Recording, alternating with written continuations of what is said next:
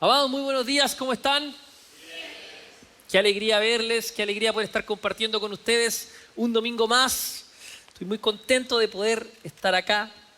Bendecimos a todos nuestros amados que están viendo esto por la transmisión o que ven esto luego por diferido, para que el Señor les bendiga, les guarde y sea ordenándolo todo para que puedan estar prontamente con nosotros acá, adorando y bendiciendo el nombre del Señor. Amén. Porque como saben, no hay como estar juntos, no hay como estar ahí congregados, alabando al Señor. Mire qué bonito cómo sonaba ese coro angelical de sus voces. Nunca se había visto a sí mismo cantar así, ¿verdad? Subiendo ahí la adoración al Señor. Esperemos que ese canto se mantenga también todo el tiempo. Que en su casa le salga igual. Aquí le sale precioso. Así que anímese a cantar al Señor.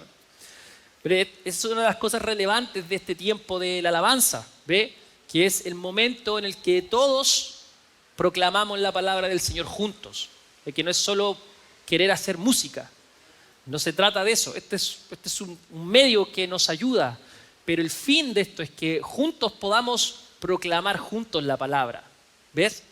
Por eso no cantamos cualquier cosa, sino que las cosas que cantamos es la palabra misma. Entonces a una voz proclamamos juntos la palabra, porque no venimos a ver un show. Los chicos acá nos ayudan, pero el fin es que juntos alcemos la voz. Amén. Así que por eso le digo que se anime a levantar su voz, a cantar, aunque crea, y puede ser un poco cierto que no canta tan bien, pero cante igual nomás, ¿sí? Porque aquí estamos para alabar al Señor, no para dar un show de canto, ¿verdad? Eso lo hacemos, vamos a otro lugar para hacer eso. ¿Amén? Así que cante. Para mí canta precioso. No sé si le sirve, pero bueno. Amados, estamos hablando acerca de los atributos de Dios y quiero seguir avanzando. Y hoy día quiero hablarles de un atributo que también puede resultar algo espinoso cuando lo escuchamos, ¿sí? Pero es necesario que hablemos de él, que lo entendamos y que de ninguna manera tratemos de esquivarlo por, permítame decirlo así, prejuicios que podamos tener acerca del concepto, de la palabra misma. Y muy vinculado a lo que hemos estado hablando, ¿verdad?, acerca de la justicia de Dios. Estuvimos hablando un par de semanas acerca de ese atributo, también de las medidas de justicia. En ese punto podemos ver más, pero vamos a dejarlo hasta acá y estoy pensando en buscar otra instancia para seguir profundizando ahí. Pero tuve en mi corazón seguir avanzando. Y como le digo, muy vinculado a eso, hoy día quiero hablarles de la ira de Dios. ¿Ve? Al tiro le cambio la cara. La palabra nos habla acerca de la ira de Dios. No sé si lo sabía. Es un tema poco popular, poco predicado, no gusta mucho. Ya al oído nos suena como raro, como que Dios tiene ira, Dios se enoja. ¿Qué pasa? ¿Sí? Pero sí, la palabra nos habla acerca de la ira de Dios y eso es lo que quiero compartirles hoy. Pero no se asuste, paz. No le va a caer la ira de Dios. Espero. No, vamos a ver. Entonces, para que comencemos a introducir el tema, quiero que me acompañen al libro de Nahum, que no sé si sabía que existía ese libro. Nahum. Ahí. Si anda con su Biblia en papel, puede ser que sea la primera vez que abra ahí. Le invito a que vaya a Nahum. Amigos atrás, espero no haberlos metido en problemas.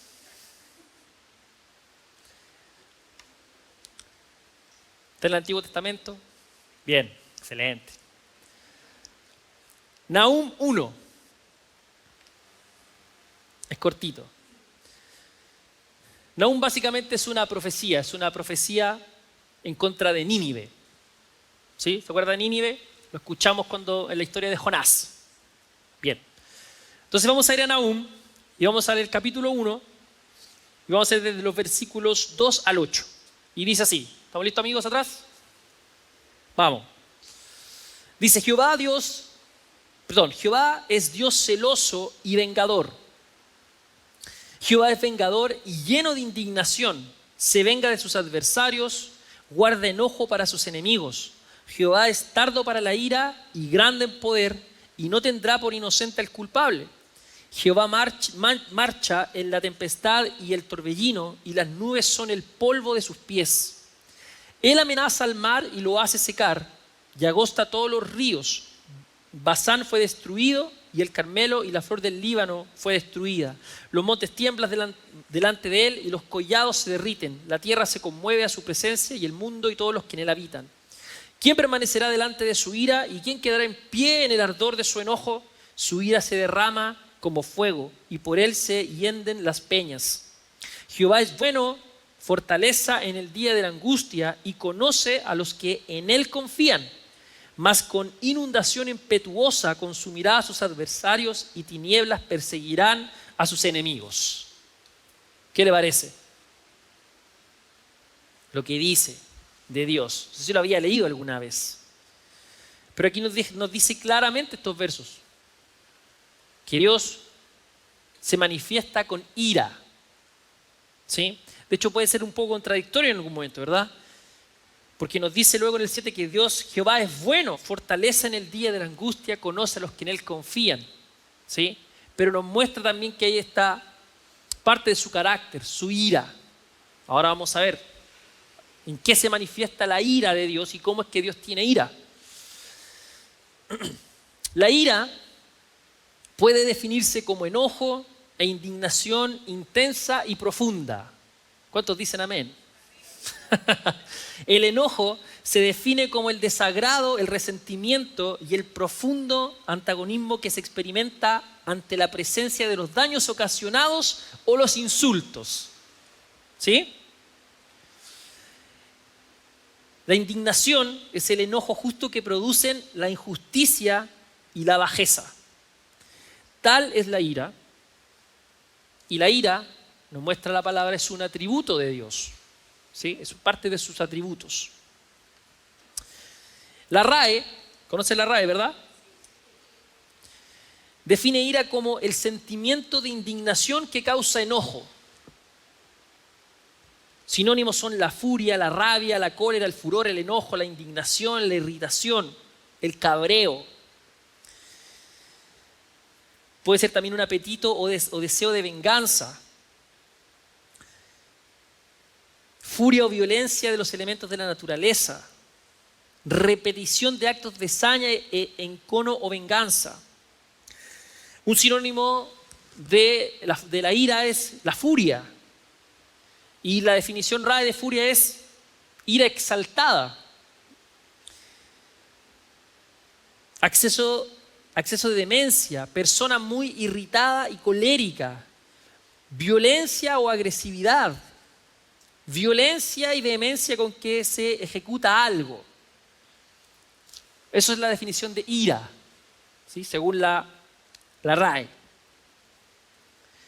Ahora es muy importante que dentro de estos versículos que leímos, vemos que elabora el concepto de la ira de Dios y nos muestra que así como Dios es bueno con los que confían en Él, como nos dice aquí el versículo 7, Jehová es bueno, fortaleza en el día de la angustia y conoce a los que en Él confían, también Él es terrible y su ira se desata para con aquellos que no lo hacen. En 2 Tesalonicenses, capítulo 1,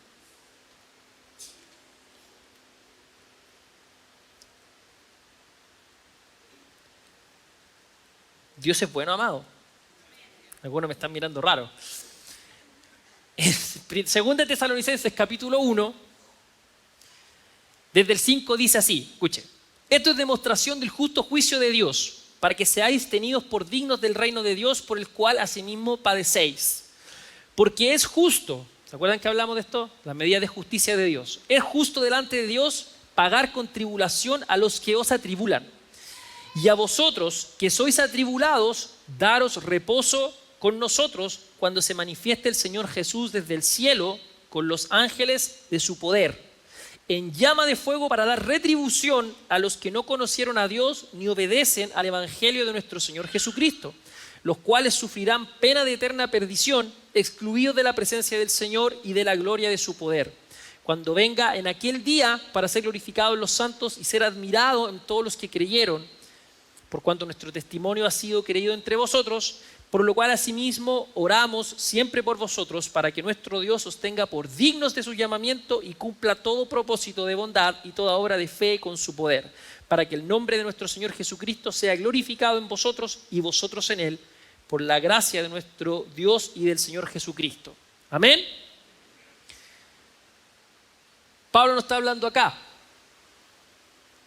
de la justicia de Dios manifestada, ¿sí?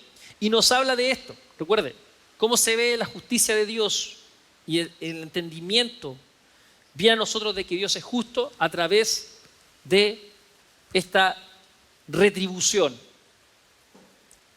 Entonces, ¿qué dice el Pablo acá?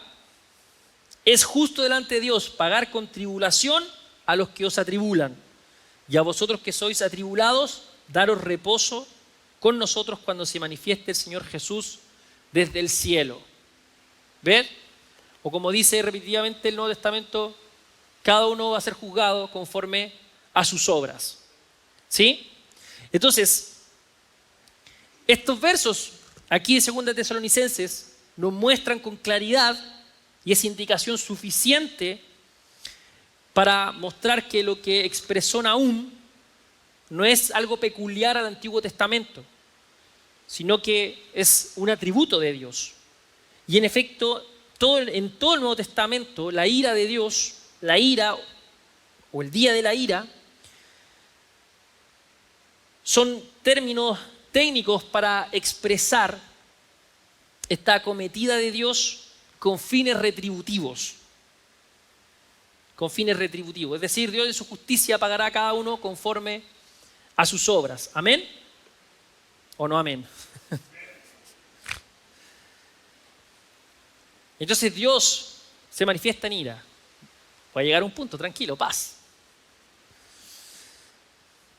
Ahora es importante entender en qué y cómo se expresa la ira de Dios. Porque la ira de Dios no es nuestra ira. ¿Entiendes? No es nuestro enojo. No es como para que tú llegues a la casa y dices, ve, Dios se pone iracundo, yo también me pongo iracundo. No es eso, ¿verdad? Nuestra ira suele estar mal conducida. ¿Sí? Y en la mayoría de los casos, nuestra ira nos lleva a pecar. Por eso Pablo dice en Efesios eso, ¿se acuerdan? Airaos, pero no pequéis. ¿Ves? En la mayoría de los casos esta ira nos lleva a pecar, a nosotros. Pero la ira de Dios no es nuestra misma ira. Y justamente esa es la razón por la que a veces nos cuesta tanto o nos es espinoso entender el concepto de la ira de Dios. Es porque la comparamos con nuestra ira o lo que nosotros entendemos que como en nosotros se manifiesta la ira. Entonces, como nosotros entendemos la ira, evidentemente de forma mala, de algo negativo, nos parece que es un atributo indigno de Dios.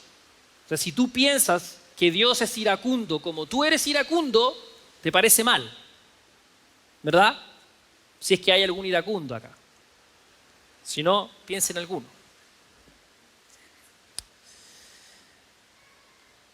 ¿Qué es lo que entendemos nosotros entonces como ira? Además de la definición que ya les di. Sugiere la pérdida de dominio propio, ese descontrol. Así como se manifiesta muchas veces la ira en nosotros, ¿verdad? Te pones iracundo y pierdes el dominio propio, una explosión irracional que te hace ver todo rojo, ¿verdad? Como un toro descontrolado, ¿verdad? ¿Sí o no? O si no, piensa en alguien nomás. También lo vemos como que evoca un ataque de impotencia consciente, mal humor, Entonces, cuando nosotros vemos la ira así, es complejo pensar que Dios es iracundo así, ¿verdad? Sin embargo, la ira de Dios no se manifiesta de esa forma, ¿sí? No se manifiesta. Dios no manifiesta su ira como nosotros lo hacemos. Por eso decía, cuando nosotros nos movemos en esta ira, nuestra ira podría ser justa, pero en la mayoría de las veces no lo es. Solo te lo voy a dejar como reflexión porque te lo voy a responder al final. Tienes que pensar qué son las cosas que te generan ira, que te enojan. ¿Qué son esas cosas? Si hacemos un examen rápido en nuestra mente y en nuestro corazón, probablemente nos empecemos a dar cuenta ahora mismo que las cosas que nos generan ira son cosas pequeñas, permítame decirlo así bien coloquialmente, son tonteras. Y justamente por eso es que nos hacen pecar. Muchas veces nos enojamos por cosas que no tiene sentido enojarse. Y que no es solo enojo, es una reacción iracunda. Entonces viene ese descontrol, esa pérdida de juicio. Pero de nuevo, esa no es la ira de Dios, esa es nuestra ira. ¿Sí? Entonces por eso nos complica pensar o entender que Dios, uno de sus atributos es su ira. Porque lo vemos como es en nosotros. Entonces, si nosotros tenemos la percepción de la ira divina, la ira de Dios, como la nuestra, vamos ahí a tener un problema en entenderla. Nosotros tenemos que asociar la ira de Dios con nuestras emociones, con ese descontrol o esa irracionalidad. El punto es que como la Biblia ocupa este lenguaje antropomórfico para describir a Dios, nosotros vinculamos nuestra ira a Dios. ¿Entiende? Eso es un antropomorfismo. Darle esas características nuestras a Dios, en este caso. Y esto lo hacemos porque, claro, entendemos que nosotros hemos sido hechos a imagen y semejanza de Dios. Y por eso tendemos a vincular estos sentimientos o estas manifestaciones a Dios mismo. Pero esto no significa, este uso antropomórfico del lenguaje no significa o no implica que las imperfecciones humanas apliquen a Dios. ¿Sí? Porque Dios es Dios y nosotros somos criaturas de Él. Él nos supera, Él nos excede. Entonces, ¿qué pasa? Que la ira de Dios, la ira divina, no es caprichosa ni es impulsiva, que es muy característico de nuestra ira, sino que es una respuesta justa, moral y necesaria ante el mal. ¿Ves? Por eso te decía, ¿qué es lo que te causa ira? ¿Qué es lo que te causa enojo? Por eso la palabra dice, airaos, pero no pequéis. La ira en sí misma no es mala o no es pecado, pero está en función de lo que te causa esa ira. Reflexión. Entonces, cuando la contrastamos con la ira humana, que es la mayoría de las veces injusta o con falta de sentido, en contraste de, como digo, la indignación divina es perfectamente justa y también moral y comparte este componente esencial de su perfección. ¿Por qué? Porque la ira de Dios se desata contra el mal, contra el pecado. ¿Ves? Ese es el objeto de la ira de Dios. El mal, el pecado.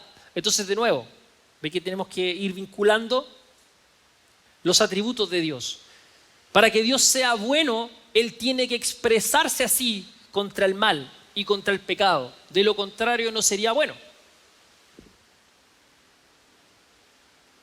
¿Me entienden? Entonces, la ira de Dios no es como nosotros que nos enojamos de repente, como le digo, por cualquier cosa, ¿verdad? No sé, vas caminando y te pegas en un dedo del pie y ¡fua! ¿Verdad? Se vieron intensamente, ¿verdad? El monito rojo furia y ¡fua! Todo el poder de una. Y te enojas y dices cosas y maldices. En el sentido de la palabra, decir mal, ¿verdad?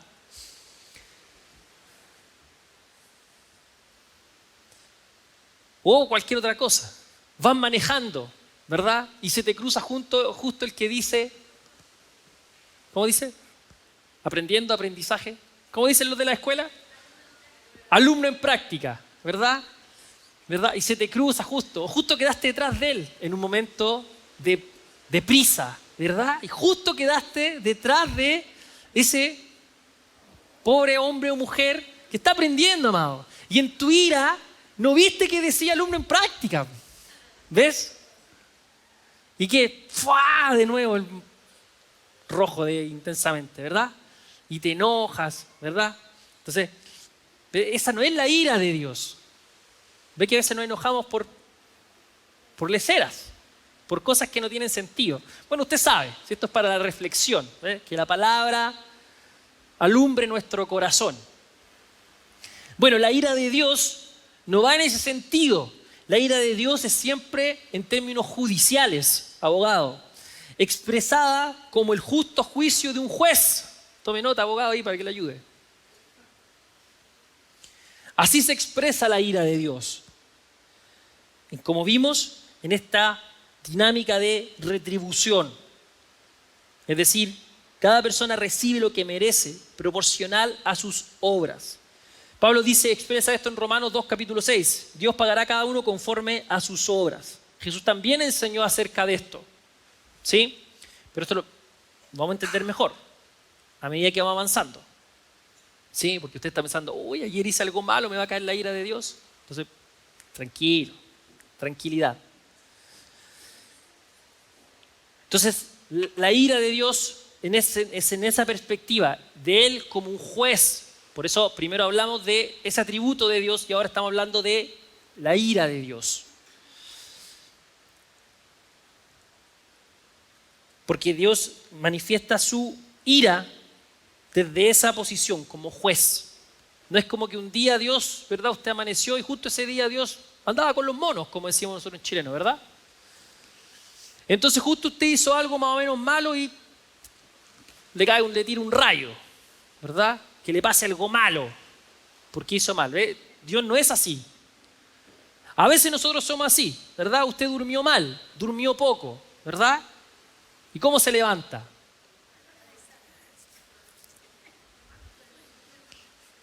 Con ira probablemente. O susceptible a la ira, ¿verdad? Entonces le dicen algo que no le gusta mucho y de nuevo, ¡fua! La ira. ¿Ve? Dios no es así. Dios no es así. Qué bueno que Dios no es así, ¿verdad? Imagínese cómo estaríamos. No, Dios no es así. De nuevo, no confundir cómo se mueve la ira de Dios y la nuestra. Él es un juez justo. Y así se expresa la ira de Dios. Entonces, ¿cómo se va a manifestar en nosotros esa ira de Dios? Lo cierto es que la ira divina hacia nosotros, las personas, hacia los seres humanos, va a estar dada en función de una elección que nosotros hagamos. Va a estar vinculada al rechazo de rechazar la luz que Dios nos ofrece para guiarnos. En Juan capítulo 3, el versículo 19 dice: y esta es la condenación, que la luz vino al mundo y los hombres amaron más las tinieblas que la luz, porque sus obras eran malas. Entonces, según Juan, la luz ha venido al mundo y los hombres amaron más las tinieblas que la luz. Y este rechazo es el que constituye un juicio hacia aquel que rechaza la luz. Entonces, todas las acciones judiciales, recuerde que la ira de Dios se manifiesta de esa forma, posteriores a ese rechazo, no hacen más que revelar las consecuencias de esa decisión.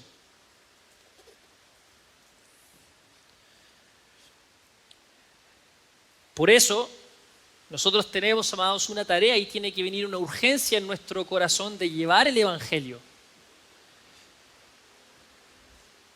No por un temor, o sea, sí un temor, pero un temor de Dios, un temor santo, de llevar el Evangelio.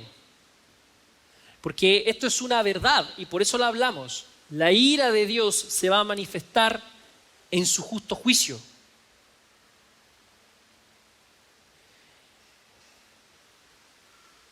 Y quienes serán objeto de la ira de Dios son aquellos que le han rechazado. ¿Entienden? Entonces esto tiene que poner una urgencia en nosotros en llevar el Evangelio. Porque, amados, nadie se salva por obras propias. La salvación es solo y solo por la fe en Cristo Jesús.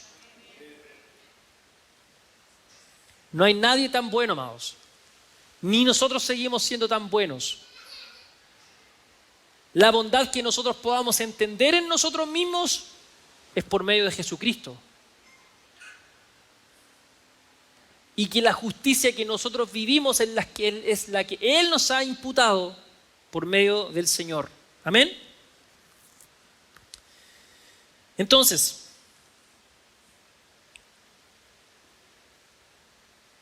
esta respuesta nuestra al llamado de Jesús es la que define nuestro destino eterno. El Señor nos invita a venir a Él, a llevar su yugo y aprender de Él. Mira lo que dice Mateo 11. Mateo capítulo 11, verso 28.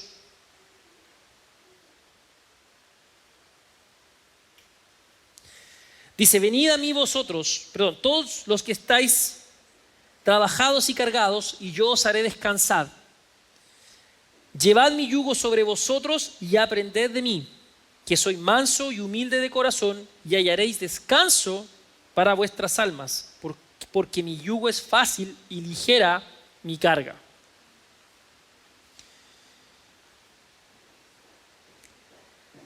Cuando nosotros aceptamos esta invitación del Señor y entregamos nuestra vida y tomamos su cruz y permitimos que el Señor transforme nuestro ser, entonces hallamos esta vida eterna. Mira lo que dice Mateo, ahí mismo, vamos a leer el capítulo 16.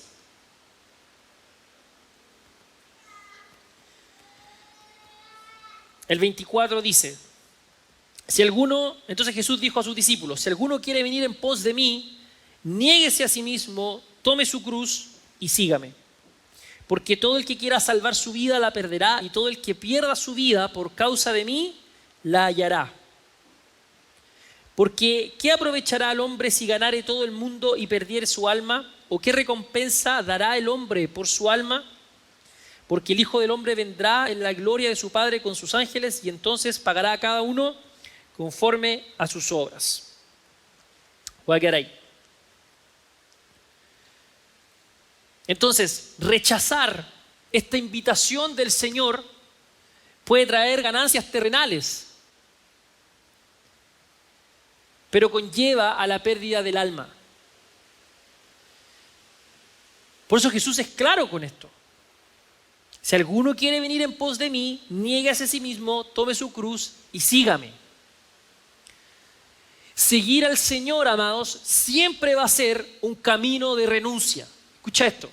Seguir al Señor siempre va a ser un camino de renuncia. No hay forma de que nosotros podamos caminar con el Señor y seguir todo igual. Hay cosas a las que nosotros necesariamente vamos a tener que renunciar. Por eso Pablo va a decir en las epístolas, dejen atrás su antigua forma de vivir, porque tú no puedes seguir viviendo igual siguiendo a Cristo. Tú no puedes seguir amando las mismas cosas que amabas antes de Cristo. Y aquí es donde convergen estas dos cosas. Está la obra del Señor en nosotros, pero también la disposición que nosotros tenemos hacia la santidad. Pero caminar con el Señor necesariamente nos va a llevar a soltar cosas que antes abrazábamos. A soltarlas, a dejarlas. De eso se trata. Niéguese a sí mismo, tome su cruz y sígame. Por eso, ¿se acuerda cuando hablábamos en la serie de la cruz? Muy buena, si no la ha visto, está en nuestro canal de YouTube. ¿De qué se trata el mensaje de la cruz? De que ya no vivimos nosotros, amados. Cuando nos hemos vinculado con Cristo en el entendimiento de la cruz, entendemos que ya no vivimos nosotros. Nuestro ego, nuestro yo, tiene que permanecer crucificado. Y entonces hacemos nuestras las palabras de Pablo cuando dice, ya no vivo yo, mas vive Cristo en mí. Vive Cristo en mí. Entonces, la vida que ahora nosotros vivimos en la carne, la vivimos en la fe del Hijo de Dios. Quiere decir que lo que nosotros vamos a manifestar y expresar en nuestra vida no es otra cosa sino Cristo. Cristo. Piensa, ¿cuál fue la solución del Señor a nosotros, a nuestros problemas, a nuestro interior? Muerte. Muerte de cruz y resurrección en Él. La solución de Dios a nosotros no es un maquillaje, es muerte. Es muerte y resurrección. Es muerte y resurrección. Hemos muerto a la vida atrás, a la vida antigua. Eso justamente, por eso el bautismo tiene tanto valor, amados. Porque nos vinculamos bíblicamente en eso. Nos vinculamos con Dios en su muerte y en su resurrección. Entonces, para vivir con el Señor, de eso se trata. Toma tu cruz. No sé si vieron la cápsula esta semana. Si no la ha visto, véala. Compártala y póngale un me gusta y un comentario. Nuestra cruz no son las cosas malas que nos pasan o las cosas repetitivas malas que nos puedan pasar. Oh, esta es mi cruz, esta persona es mi cruz. Si es que hay alguien que nos molesta en la vida, que le caiga la ira del Señor. No, mentira. Misericordia, amado. Predíquele el evangelio. No son esas cosas. La cruz tiene que ver con negarnos a nosotros mismos. Negarnos a nosotros mismos, entregarle el deseo de nuestro corazón al Señor para tomar el de Él. ¿Me entiendes? Y entonces, nuestra vida nosotros la vivimos en función de Cristo, no de nuestros deseos, no de nuestras pasiones. Ahora, la palabra dice que si nosotros nos gozamos en Él, pero tiene todo que ver con esto, Él va a cumplir los deseos, los anhelos de nuestro corazón. Pero eso es una añadidura. Es una añadidura.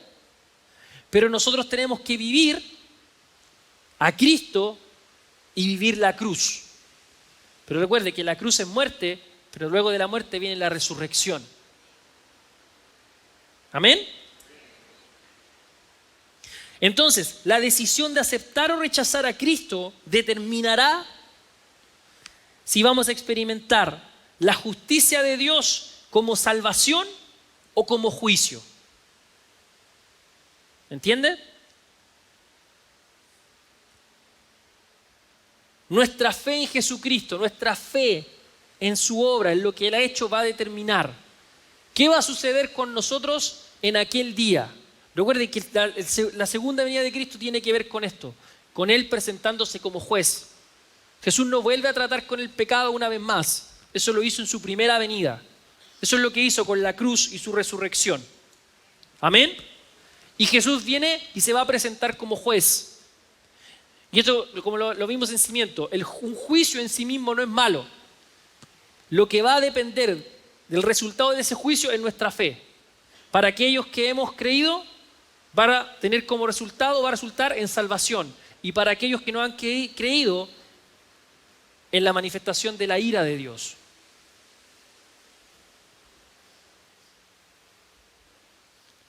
Porque Dios es justo. Dios es justo. La ira de Dios es una medida de su justicia.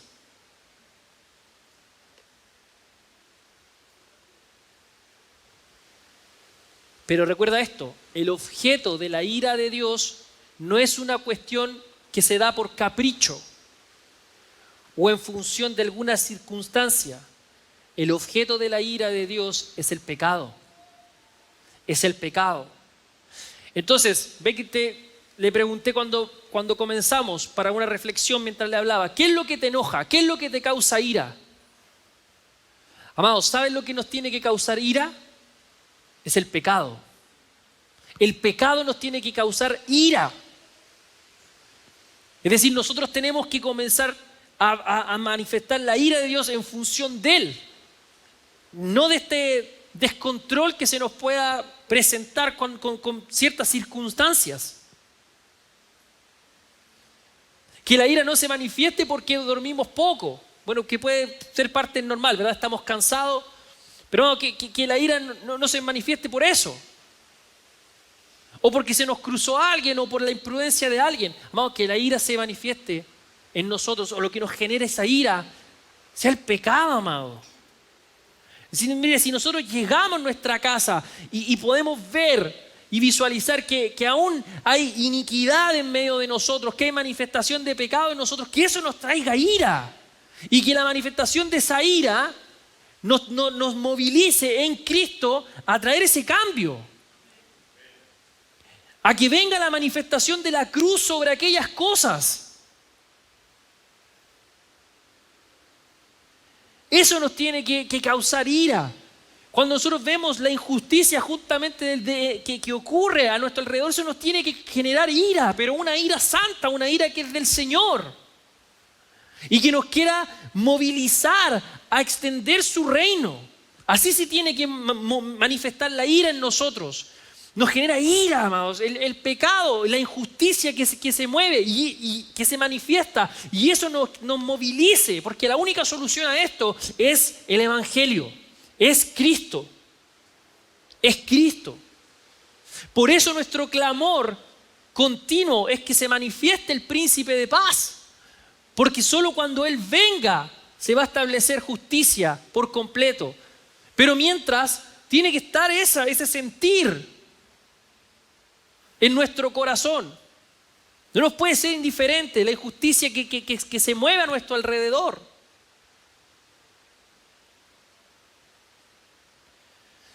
Esta semana, no sé si lo vieron, leí una noticia en un periódico.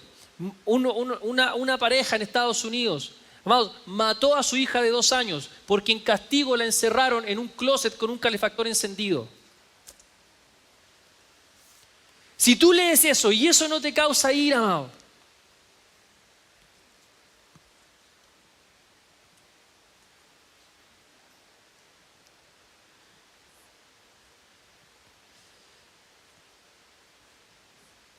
con la Cami por su trabajo no hemos enterado ahí. Obviamente todo esto en confidencialidad, pero ¿cómo llegan noticias de niños que son terriblemente abusados por sus entornos, amados? Niños que son terriblemente hipersexualizados, al punto que los niños llegaban a manifestar ciertos actos sexuales con animales, amados. ¿Cómo eso no nos va a causar ira? ¿Cómo eso no nos va a causar un enojo delante del Señor? Esas son las cosas que nos tienen que enojar, ¿ves? Esas cosas son dignas de ira, dignas de enojo, y que nos tienen que llevar a querer llevar el reino de Dios, a que se manifieste la justicia de Dios, a clamar por la manifestación del Señor.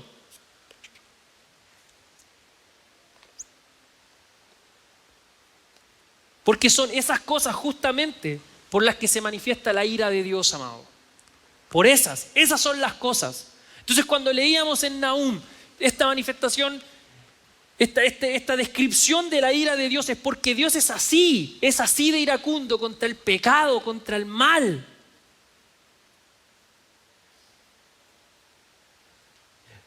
Te di un par de ejemplos y cuántas otras cosas mal ¿Te parece que sería justo que Dios hiciera, como decimos en chileno, vista gorda de esas cosas? ¿Te parecería justo, nos parecería justo que Dios ignorara lo que pasa con justamente que está vinculado con niños? ¿Nos parecería justo? Es justa la ira de Dios, amado. Es justa. Es justa. Porque no es caprichosa. Tiene un fin, tiene un sentido. Por eso, airaos, pero no pequéis. ¿Qué es lo que genera, qué es lo que mueve nuestro enojo, amados? Necesitamos darle la vuelta y llevarlo y orientarlo a lo que realmente merece la expresión de nuestra ira o de nuestro enojo. Amén.